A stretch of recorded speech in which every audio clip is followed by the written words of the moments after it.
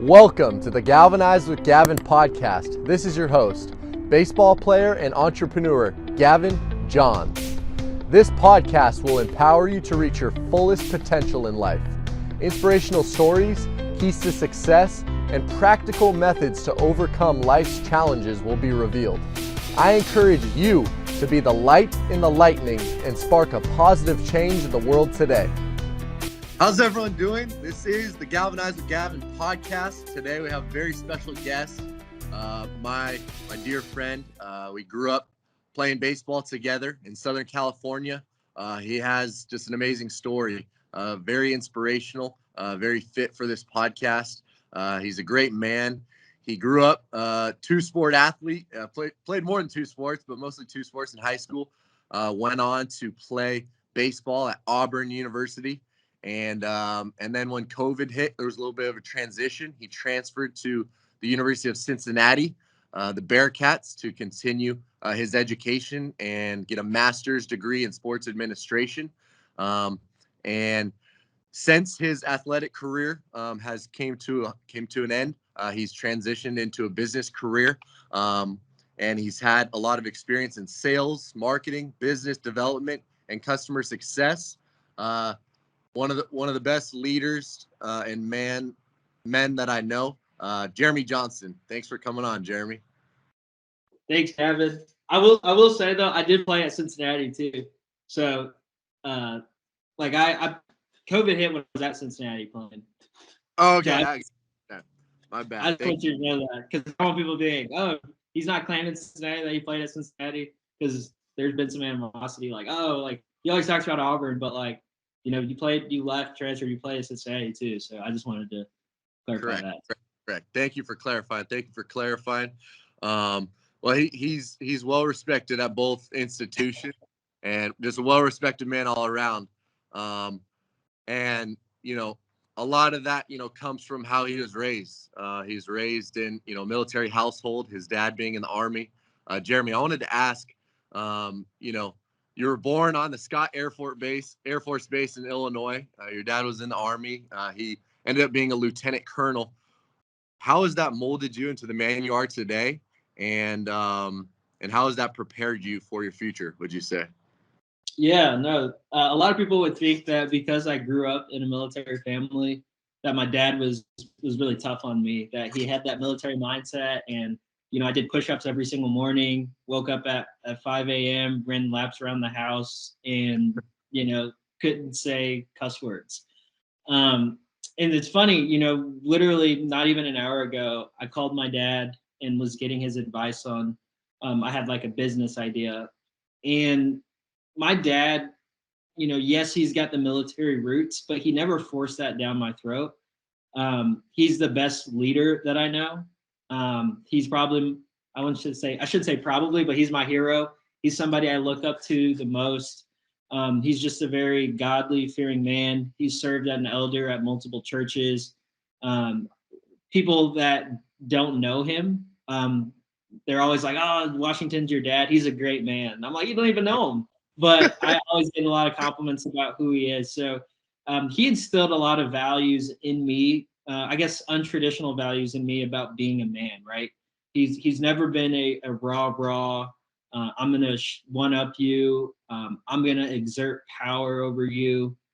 His philosophy is all about serving each other humbly in love, and that's something that I've really kind of carried with me throughout my life, is understanding that what it takes to be a man is not what I guess culture tells you to be, of being powerful and exerting yourself, but really taking the position of a servant and seeing how you can love each other, encourage each other, build them up.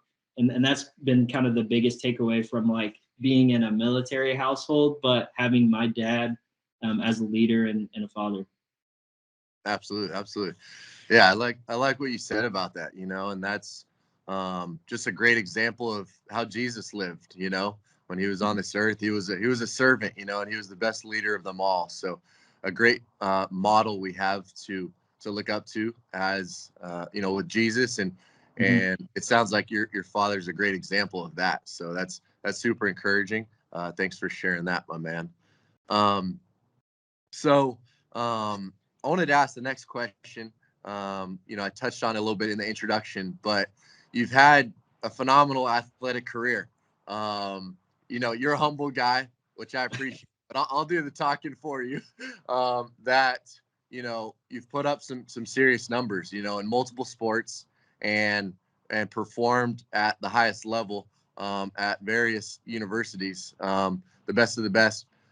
And I wanted to ask how that athletic career has prepared you for the real world and for your everyday life now, as far as newly married, as far as business, as far as relationships. How has everything kind of prepared you for that, would you say? Yeah, no, that's a really good question. I get asked that all the time. And you say like, oh, you've had a great career and you've had a lot of success, but I've also had a lot of failure. I've had a lot of disappointment. I've had a lot of times where I felt like I should have been performing better and didn't, and I had no excuse, even though I felt like I came up with a lot of excuses. So to be honest, most of my athletic career up through college had been a breeze. Like you mentioned, I played 3 sports growing up, planned to play 3 in high school, dropped off basketball my junior and senior year, had multiple offers at both sports. And to be honest, I felt like God just blessed me. I worked hard.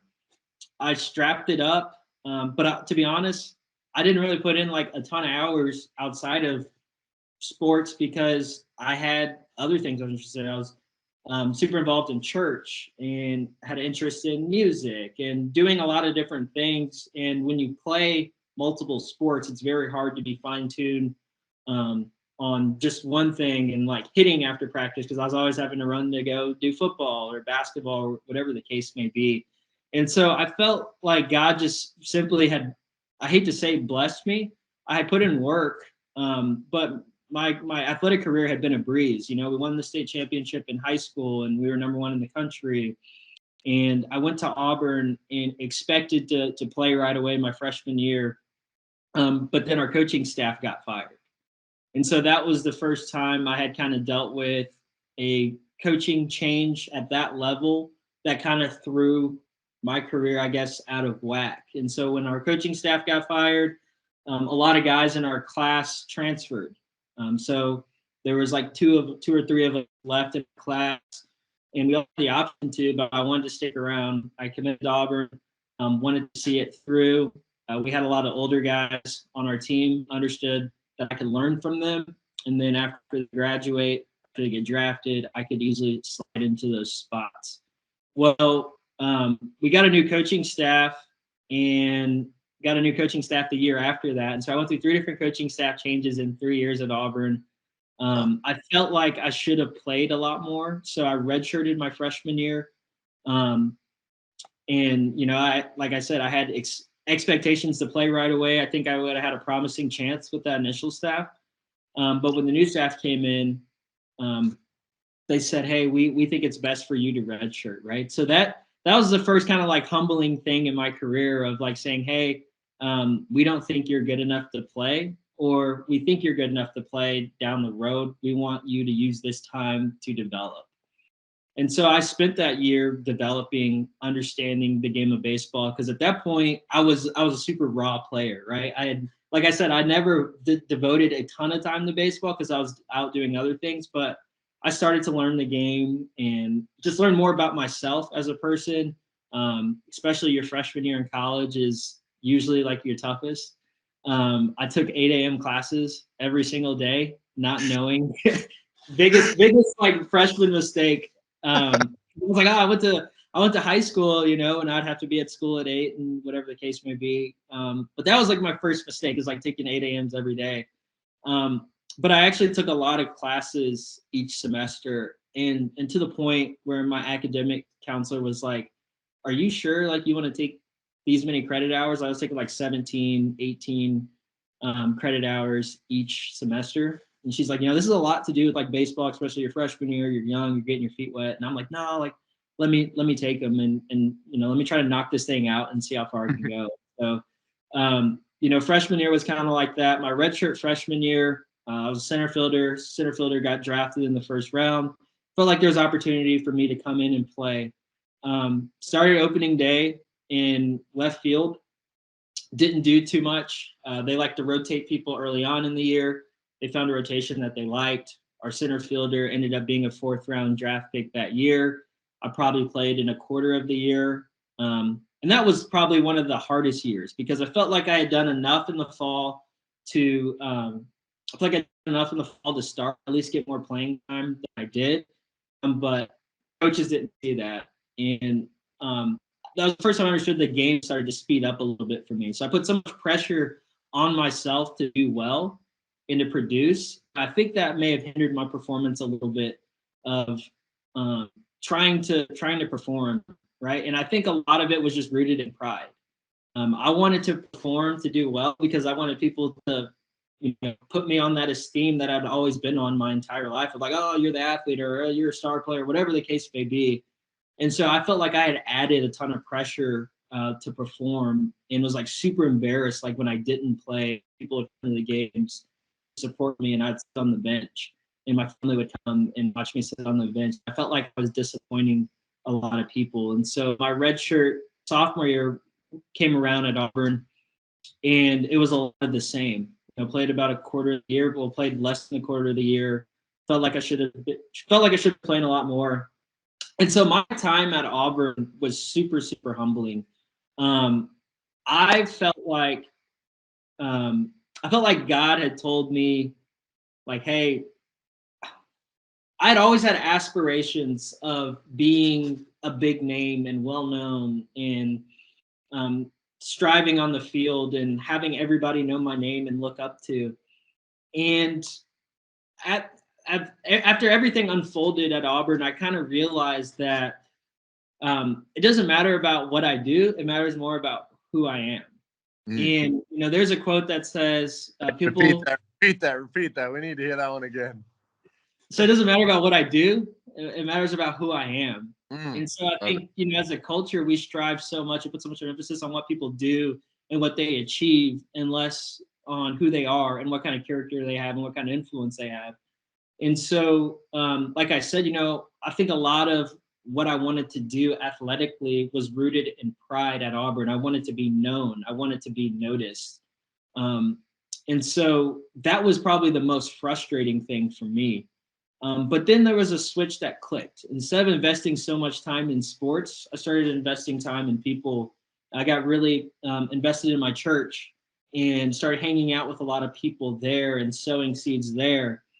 And I feel like when I left Auburn, I was able to achieve, I guess, what I wanted to do initially, but it wasn't on the field. It was more so through relationships.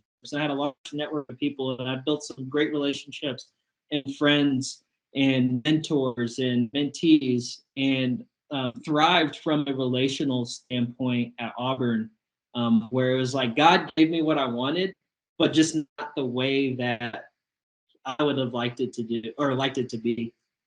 And so I graduated early. So my academic counselor was like, "You sure you're gonna take all these classes?" Worked in my favor, graduated early, still had some eligibility left. And so this was kind of the toughest transition for me. My last semester at Auburn, I didn't play on the team in the fall because I was going to Cincinnati, graduating in December, going to Cincinnati in the spring, and playing in the spring season, starting in January. So had to work out on my own, stay motivated personally, and then moved up to Cincinnati in January. Our season started in February. And self-disclosure, I didn't know everybody's name on the team going into the first game because it's a quick turnaround. A lot of guys. If you don't understand baseball, the fall is a very important time in the college baseball season. So if you don't have a fall with the team, able to prove yourself, earn a spot, that sort of thing. The spring, it's very difficult to come in the spring and change a coach's mind or to earn a spot, because usually the fall is your time to do that.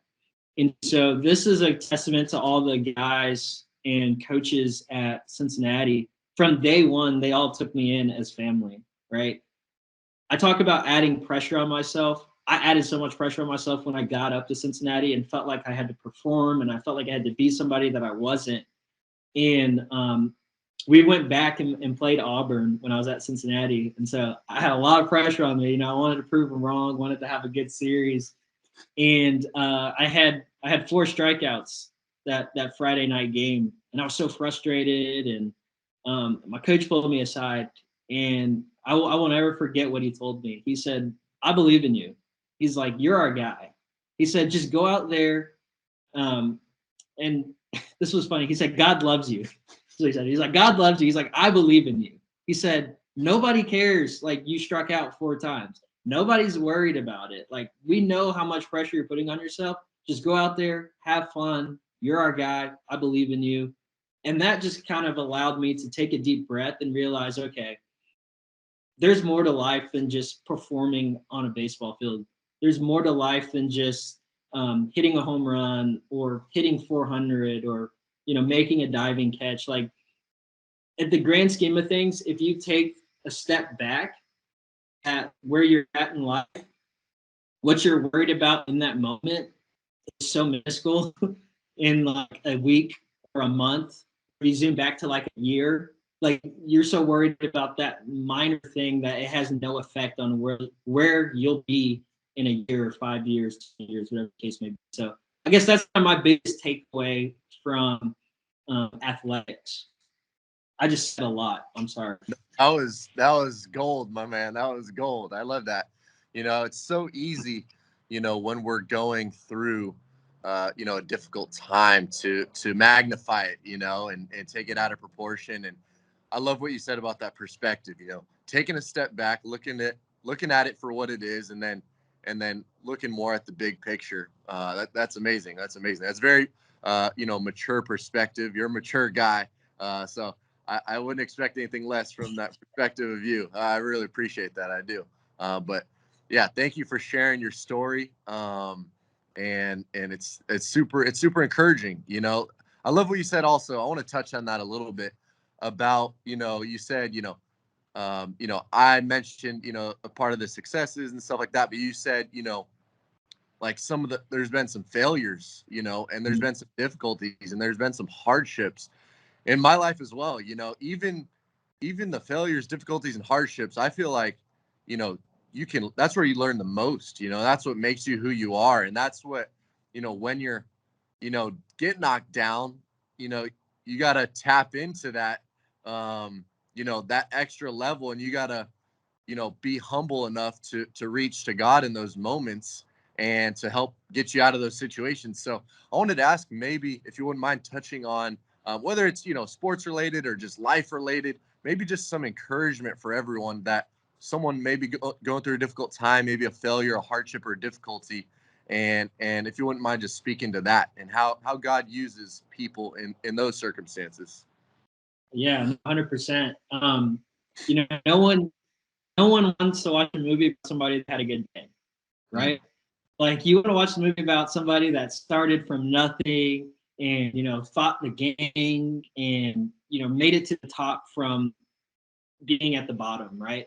Those make the best stories. I think the same is true for our life. There's a quote that says, "If you want to impress people, talk about your success. If you want to impact people, talk about your failures." And I think the same is so true in our lives. Like, when I think about my journey, I think about Joseph in the Bible. And obviously, Joseph is at a larger scale where his brothers sold him into slavery. I think one thing we forget about the story of Joseph is that he had a dream. He had a dream that his brothers would bow down to him. And this was like a God-given dream, and he hung on to it. And obviously, his brothers were jealous, and they sold him into slavery. But at the end of the story, they ended up bowing down to him. And Joseph went through slavery and being thrown into prison, Potiphar's wife, through that whole situation. And I think the thing that sticks out to me is that Joseph hung on to that dream throughout that entire process. And when he had time to fulfill the dream, when his brothers actually ended up bowing down to him, he didn't say like, "I told you so." Like, he showed compassion on them. And one of the lines in Genesis 38, he says, "You sold me into slavery. Don't be upset. Like, you sold me into slavery, but God sent me." And so that really hit me. It's such a perspective shift. Like, when I think about my time at Auburn, and my wife now, we were dating at the time for a pretty serious relationship. And she was like, "Don't go to Cincinnati. I don't want you to leave. Like, that's not fair. You have to go." And I had a lot of friends who were like, "Well, sure, you want to go to Cincinnati. Like, you got a lot of friends here. You don't have to play baseball." And the decision was not about playing baseball. It was about growing as a person. And so I felt like how everything went at Auburn, I felt like I felt like they sold me. And so I felt like a little bit like Joseph, like where I came in, I had these expectations. I felt like I worked hard. I felt like I should have been awarded certain things and deserved certain things. I felt like I was sold to Cincinnati. But then as God was doing work on me and I started understanding why he called me to certain things, and I shifted my perspective from "you sold me" to "God sent me here to be a blessing, to influence more people, to impact a new set of individuals, to connect with more people, to grow, to understand new experiences. When I made that shift from "you sold me" to "God sent me," it allowed me to receive everything that God had ahead of me and to provide a new perspective, to keep pushing, to keep moving forward, to be open to new possibilities, to be open to new failures. Preach. Let's go. Man, that's awesome. That's awesome. That is definitely encouraging, and you hit a lot of great points there. Wow. Thank you for sharing, brother. I really appreciate that. People are gonna take a lot out of this. I really appreciate you just being willing and able to share your story and encourage a lot of other people. It means a lot. That's where the real impact is, like you said. So it's definitely encouraging. I want to know what inspires Jeremy Johnson the most to get up in the morning when he gets up out of bed, 4:30 when you're doing these workouts. What inspires you the most to get up out of bed and attack the day full force? Yeah, so I put a high premium on relationships, and I'm very people oriented. And so what I want to leverage every bit of influence that God has given me on this earth for his glory and to people closer to him and to add value to others, right? Like, the reason why I want to do this podcast is to add value to maybe not just you, but to other people. Like, every encounter, or every, I almost said encounter, every interaction that I have, I want to add value to others. But in order to do that, you have to value others, right? And so what motivates me is just being able to be around people. Granted, I work remote, but I do hop on a lot of Zooms. And so every Zoom, I hop on every meeting that I have, my mission is to add value to other people, right? I also want to inspire people, right? The difference between motivating people and inspiring people is when you motivate somebody, that's almost like extrinsically doing something that they may not want to do, but like maybe from it could be from a pure heart, but also like you're kind of pushing somebody. When you inspire somebody, you're pulling them. You're taking their desires, their aspirations, what they want, and pulling it out of them. And so that's another thing I'm passionate about, is putting what God has placed in people out of them, right? Like, I remember early on with the group that you started, Covalence, and some of the ideas that you were spitting at me. And I know, I'm sorry I haven't been as active, but I could see like you were super passionate about it. And we were throwing ideas and bouncing ideas off of each other. And like, my heart is, man, I want that group to be a huge blessing to other people, but also I want to see it flourish. And so I know you have certain desires and certain passions and certain aspirations in you. And like, what I saw is I wanted to pull that out of you. I wanted to help your dreams come to fruition. Absolutely. No, I love that. I love that. It's like you're just bringing out the best in people, and I think that's what people want to happen to them, like they don't want to be forced to do something that they don't want to do, because Yeah. out of someone else's desires, you want to, just like this podcast, inspiring and empowering people to become the best versions of themselves, not of someone else, of themselves, Yeah. that's God wants us to be our true self, our genuine self. And he wants us to, walk in his will he has for our lives, not someone else's lives. Mhm. So that's definitely encouraging. I really appreciate you sharing that point. Um, in wrapping up here, a couple other quick questions. This has been awesome so far, Yeah. by the way. I hope you've been enjoying it as much as I have. It's been amazing. Um, so I wanted to ask,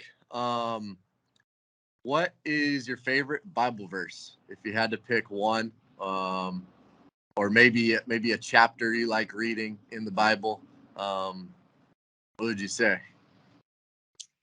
Ah, I mean that's tough. I don't really have like a favorite verse, which is I guess kind Maybe of bad.